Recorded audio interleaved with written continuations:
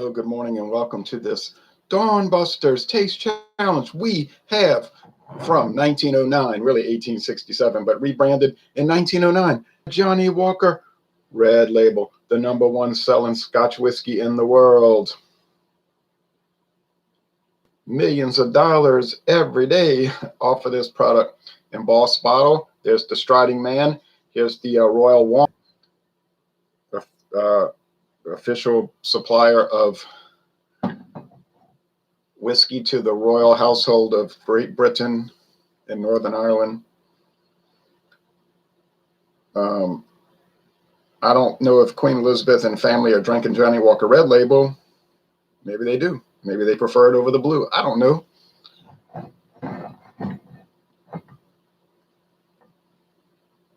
So this is the older bottle. There's a new label now with different font. And the Striding Man is no longer in color with the red jacket. Oh, well, you know, these liquor companies, wine companies, saltine cracker companies are always updating their labeling to stay current. Well, MacGregor, this label's been around about 7, 8 years. This is the new one without the red cap. It used to have a red plastic cap. Now it's a metal black and gold. And there's the label, black and gold. Just a little hint of red with the lion. Aye, MacGregor, product of Scotland. It says a blend of our finest malt and grain whiskeys, complete, sweet, and mellow flavor. Blended in Scotland. Distilled, aged, and blended. Okay, distilled, aged, and blended in Scotland. Sorry. Then there's a whole story on the back about how they do such great work, you know, naturally. All these liquor brands tell you how fabulous it is. Even at the cheapest of the cheap.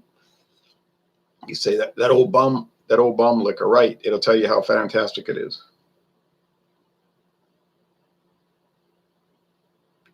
36 months. Wow. 3 whole years. You say, but isn't that the minimum in Scotland, that they're just doing the minimum aging? Right. You got it. Same in Canada, 3 years. The minimum, what's the minimum in the United States? There is no minimum. Oh, man, there's no minimum. Now, I know some people are going to say, you're wrong. I got you. It has to be aged at least 2 years. That's for straight bourbon. For regular bourbon, just bourbon, there's no minimum aging required. Good morning, Ron T. Said Blue Ribbons. Good morning to you. Okay. MacGregor is going to cost you about $20 a bottle. $20 a bottle, okay? That's what you're going to pay. You could pay $25 more and get the big handle bottle if you go to Savannah Discount, which is the greatest liquor store in Louisiana, probably, and that I'm aware of. There may be a better one. MacGregor, you can get this for less than $10 in some places. So $10 to $12. Now their gimmick, if you want to call it a gimmick, or their marketing plan, is that they bottle it in New Jersey. And if you look at old ads from the 1940s and 50s, this newspaper ads, same thing. They say our whiskey is really good, but it's cheaper because we bottle it in America and we don't pay to ship the bottles across the ocean, have to worry about them breaking and whatnot. So does that make it inferior because they ship it in some big tank or whatever they ship it in, and then they bottle it in the USA? No, it doesn't. It doesn't really. Now, Johnnie Walker's distilled, blended, aged, and bottled in the Kingdom of Scotland. But, you know, it's all about how they want to do it. I think MacGregor is a really fine product. It's probably the best value for inexpensive Scotch whiskey that you can get. And I like it. It's the first Scotch I ever tried in my life, in my whole entire life. Now, is it going to compete against Johnnie Walker? I don't think it will, because Johnnie Walker is just so fabulous, you know. But It's a personal preference thing in some ways, because some people don't like all that heavy smoke, and some people would prefer the peatiness that you get with the Clan MacGregor from William Grant and Sons. Do I intend to try Grant's?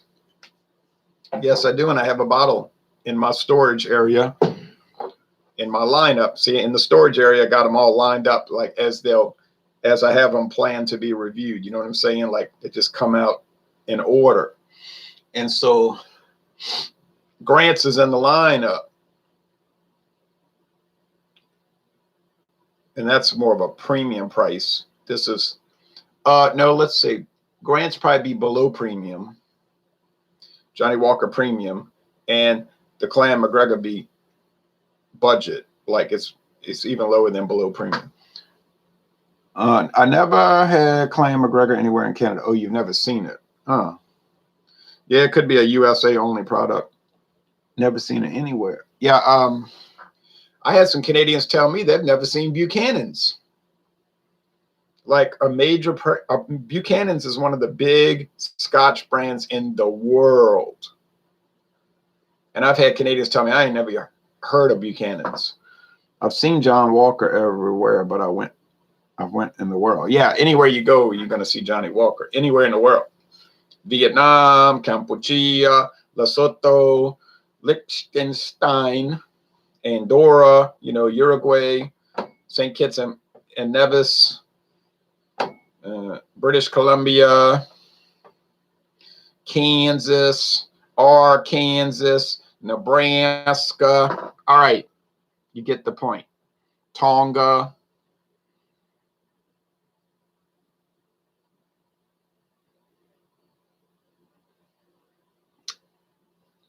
Oh man, I can't get the volume correct, because I've noticed with these, when you're doing a taste test, if it's a little bit off, you'll start detecting it just by the weight. And you might say you're very sensitive with weight. I must be, because I can tell if one is a little heavier, I'll remember, oh, that was the such and such that was a little heavier. And I don't want to do that. I want it to be a true taste test. Now, what do we notice? Well, we noticed that the Clan MacGregor is gold, but it's a straw, a bit of a straw, like hay, straw, whatever. All right. Go Paul. Nice whiskey. Am I right? Go Paul Rathor. I think you're right. Now, the Johnnie Walker's darker. It's darker amber. Oh, golly, could it really be that dark after 3 years? I don't believe so. And I think some people in the British Commonwealth countries like Canada, Australia, New Zealand, Northern Ireland, England, Wales, they get labels that indicate the ingredients, and it'll say caramel color added. In the United States, that's not required, so you won't see that. But is it unusual for them to add caramel color to Scotch whiskey? No, in fact, it's the norm. It's the norm. It's unusual for them not to add the color in. You say, oh, caramel color. I'm going to die. Yeah, it takes sugar and they brown it in a pan, and it turns tan, and they add it to drinks and make it turn brown, and it's going to make you die. Okay, it makes sense. You say, well, people on the internet said it. That's true.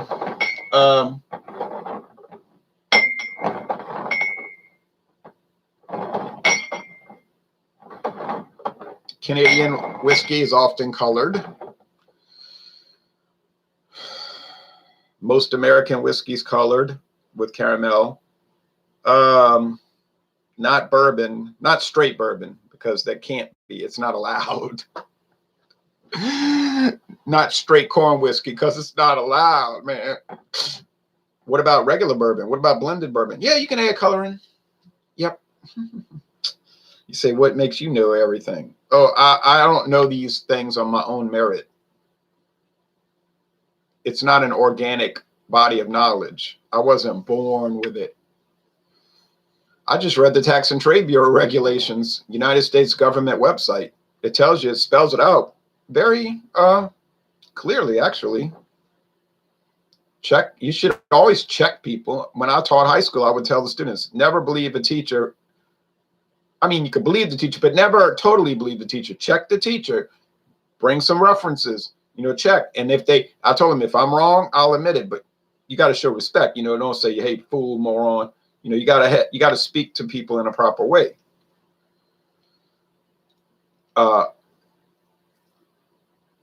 And if they came at me with some information showing me I was wrong, I would admit it. That never really happened. I had students come to me saying, you're wrong because I think you're wrong because of such and such scenario. And I said, wait. You're not understanding that right. And then I would explain why I was saying that about something in history. And they would say, oh, I say, right. See, they color most whiskey. That's right. That's right. All right. Here we go. Oh, daylight's coming in a little bit. Unless it's stated on the label that they don't. Well, now that depends on the country. It's not the same for every country. In the United States of America, it wouldn't say either or, colored or not colored. It would be irrelevant to the labeling because that's not required on labeling here. So you don't see it. It doesn't. I mean, they might put it just as a courtesy. All right. I have some Canadian whiskeys from Sazerac that say with natural flavors and color added. They put that. Not required to. They just do it. It's nice. It kind of, Sazerac is in some ways a kind of a upfront company. They just tell you, and then other countries don't want you to know that, so they keep it close to the vest and they don't disclose it, and it isn't required. So I'm talking about in America. This smells like clam MacGregor because I'm picking up fruity apple, like they say on the website, baked apple, and grain,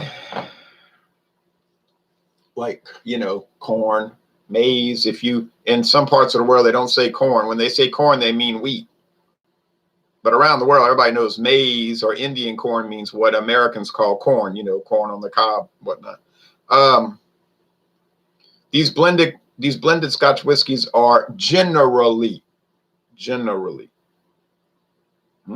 about 80% corn distilled. That's your grain whiskeys. Could be different ages of it. And about 20% single malt whiskey, Speyside, Highland, Lowland, Isla, whatever blend they want to put together. And Johnnie Walker uses up to 30 different whiskeys, and that's the way it goes. The flavor is going to come from the single malts, just like with blended bourbon. The flavor is going to come from the straight bourbon, not the filler. Canadian whiskey, the flavor is not coming from the filler. That's just giving it the body and the bulk and the fermentables. The flavor is coming from what they would call in Scotland single malts, rye whiskey, malt whiskey, you see, from barley malt, and other distillates like rum, brandy, and American straight bourbon, and so on. We don't want to get too caught up in it, but that's the principle of it. That's like Blue Oyster Cult would say, that's the nexus of the crisis. Okay. Let's see. Did you tell students about how 9/11 was an inside job and how Israel was involved, says Kevin Johnson? No, I did not tell them that. That's an allegation. I usually didn't deal with theories. And if I did deal with theories, I would say things like, some people say it's been alleged, some hold to this particular belief, you see, but I dealt with facts. But I know you're going to say, oh, it is a fact. You're probably a Mossad agent if you don't agree with me and all that, All right. But good morning, Kevin, and cheers to you. It's bad whiskey review, but okay, I'm not bad. I meant conspiracy theories. Okay. Well, sometimes conspiracy theories are true because you see the establishment, meaning the U.S. establishment, the empire, whatever you want to call it, they'll call anything a conspiracy theory, oh, that's just a conspiracy theory. And you're like, no, there was no reason to invade Iraq, oh, you're just oh, you probably hate America, you know, that kind of stuff. So you have to have some balance. But let's stick to one cuckoo thing at a time. We'll deal with one cuckoo clock at a time. And so my cuckoo clock this morning is whiskey. And some people will regard the way I look at whiskey as kind of cranky and nutty and out there. I don't believe it is. Okay. Okay, I know which is which. I mean, it was no doubt as soon as I smelled it. There's a Clan MacGregor, there's a Johnnie Walker. Why do I say that? Because Clan MacGregor is more grain oriented than that green apple. No, not green apple, baked red apple. And this one is more smoke. Where there's smoke, there's fire, right?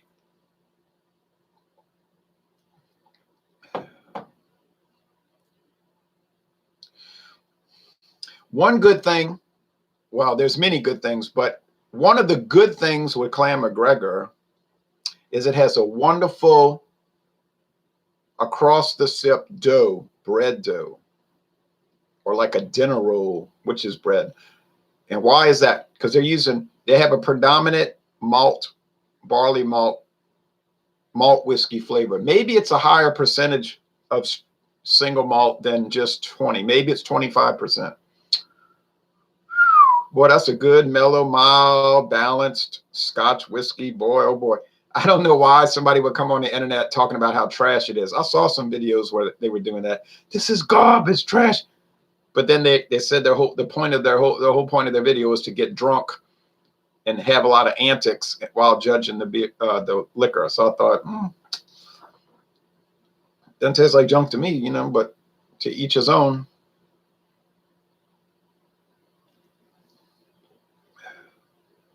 Oh man. No need to close my eyes. It's so redolent with smoke. Smoked pork. I told my father that, and he was like, I don't think I'd want to drink something that tastes like smoked pork. Or Colgin liquid smoke, or Figaro. You can go to the store and buy bottles of Figaro or Colgin liquid smoke. Well, it's strange that he would say that because he loves smoked pork, smoked sausage, you know, smoked chicken, and etc. So I say just think along those lines, but then maybe that doesn't appeal to people drinking it. I don't know. But then see, he's never had it, and he doesn't know. He's thinking what he would think about it. See what I mean? He's considering what he'd think about it, or assuming or presuming, but he's never tried it. I didn't know what to think about Scotch before I had it 4 years ago. People said, or might have been 5 years ago, almost 5 years ago, people said it's going to taste like this, going to taste like that. Yeah, it was 2015. And most people would warn me like, oh, you better not drink Scotch. You're not going to like it. And I was like, why do you say that? Oh, it's too intense. It's too strong. It's too smoky. It's too all these things. And I thought to myself, well, I like those kind of things. I like hot sauce that's really hot, you know, smoked meat that's really smoky, you know. So my mindset was, I think I will like it, and I can't wait to try it. So I was like, you know, favorable towards it instantly. Now, it took me a while to get used to it. You see, like when I first tried Scotch, I thought it's so strange. Like I thought my daughter had the glasses in an old cabinet and the wood aroma was getting into the glasses. I said, do you have these in some old cabinet? She said, no. So, but I didn't realize it was the whiskey itself. Oh, yeah. I would love for you to compare Bullet Rye versus Maker's Mark. Well, I would, but I don't have those, and I've got such a backstock. Oh, and you don't agree that Scotch is the only good neater on the rocks? And don't I agree? I can't agree with that because a lot of people love making mixed drinks with Scotch, highballs, cocktails, etc. So I don't like doing that at all. So for me, it wouldn't matter what kind of liquor it was. I wouldn't mix it. But other people love mixing. You get a way more popular. Your channel would be way more popular if you did cocktails. All right. So if you did a YouTube channel where you just made cocktails, I mean, you'd have a huge channel. Wouldn't be. You might say, oh, you got 11,000 subscribers. Yeah, but if you did cocktails, you probably have 111,000 subscribers. Okay, so To downgrade that, I can't do it. Although, like you, probably, I don't really want a mixed drink. I've had them. They're fine. I just don't want them. Blue Ribbons. Your father missed out in his long life. He never enjoyed a good peaty scotch. Yeah, you see, like, he probably did have scotch before, but it was almost 100% certain that it was mixed with something. So, yeah, 75 years old, he probably never, I know he never had straight scotch. No way, He never had straight anything. But his drinking protocol is a lot different than mine, so now that he's given it up, he's more interested in it. Like, he'll ask me, what are you trying now? What are you trying now? So it's like in his mind, he's thinking, oh man, I wish I could try some of that, you know, but he isn't going to do it. So my approach, you know this, back to 1994 was always let me try these things and see what they taste like, and then kind of put them in a memory bank and then compare it to the next one and then down the line. So I never was one of these, woo, we getting drunk tonight. It never appealed to me. That's a lifestyle that I don't care about. I mean, if people want to do it, it's their business, you know, but I never cared about it. So all I ever wanted to do for 26 years was just try things, think about the flavor, and then the next one I try to think about how it tastes relative to the one I tasted before. Now, you might say, that's so bland, boring, and nerdy. You don't have a cool life because all you want to do is taste stuff and you don't want to party it up, brother. I'm not arguing against that contention. People ask me and I tell them my life is very boring. You wouldn't be excited about it. You would find it very mundane. In my opinion, it's exciting because I like mundane things. You know what I'm saying? Things that would drive you batty with boredom, to me, are interesting. You got what I'm saying? So, like, doing these little taste challenges is very interesting to me. You might roll your eyes and say, oh, give me a break. And I understand that. And it goes back to the old philosophy of to each his own. You do what you want to do, and I'm going to do what I want to do. And it's going to work out fine, especially since your interests don't conflict with my interests, you see. Well, I prefer the Johnnie Walker. Do I think it's better? I wouldn't necessarily say that it's a better product because I think they're both high quality. I just prefer the smokier. Other people would just be repelled by it, you see, and they would rather the very mild. Is this peaty at all? Yes, it is, but it's just a little bit of grain, a little bit of peat, a good deal more of the bread dough. Smoke? No. No. You won't find any smoke. I've never noticed it in Clan MacGregor. If it's there, I've had too many smoky things where I can't detect it anymore, you see. So, is it a good trade-off? Yeah, I mean, you're going to get a bottle for half the price of Johnnie Walker Red, and you're still getting a really good product. So it's not like you're hurting yourself. Now, I would pay the extra money for the Johnnie Walker Red because I want that smoke. I want the real rich, intense smoke. I want the intensities in 10 cities. You see what I'm saying? You catch my drift? You feel me? You follow me?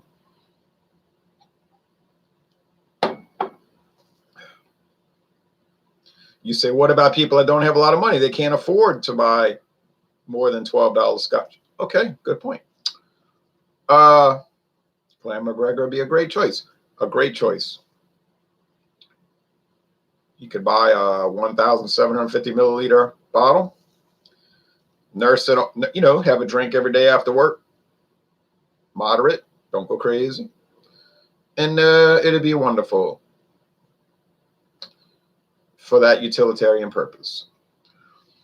And honestly, Johnnie Walker is almost a utilitarian product. The viewers might watch and say, well, you're making it sound like it's some great thing. That's the base model. That's the base model Johnnie Walker. It's the starting point. Yes, I know that. But what a starting point it is. I mean, when you're starting out at 95 out of 100 and you can only go up, think about where you're going to go. Think about that for a minute. Think about where you're going to go. Does the product have faults? It may. I can't discern any of them. You understand? I can't conceive that they have faults, that it has faults. I watch other videos where people are talking about Johnnie Walker Red Label like they're drinking the most horrendous product ever devised by man. And I think those videos are crazy. Okay, well, I got to get off of this because of the news. I remember my grandpa drinking Clan MacGregor. He was a World War II veteran. Okay, that's how long it's been around. Since actually before World War II. Boring but smart life, says Blue Ribbons. Yeah, it's a boring life to you maybe, but it's not boring to me generally. I like your consistency in everything you do, Ron. Oh, thank you. I wish I was like that. I try to be even keel. You know, it usually works out easier now than when I was younger. You know, when I was, let's see, I'm 51 now. When I was 31, well, wasn't so even keel. I was a lot more hot-headed, you know, like if you'd have challenged me on something 20 years ago, I mean, I was going to come back pretty hard. But you mellow out as you get older, generally, I think. And you learn, and I have a lot of learning to do. When I'm 71, I might be a lot more mellow, but I'm not going to be a wimp. When I'm 71, I'm not going to be like, yeah, all your political ideas are okay. I'm not going to be like that. I'm going to say, no, you're still wrong, but I can understand that maybe you're misguided, whatever. All right, anyway, that's it. On to the news. Be back tomorrow with another taste challenge.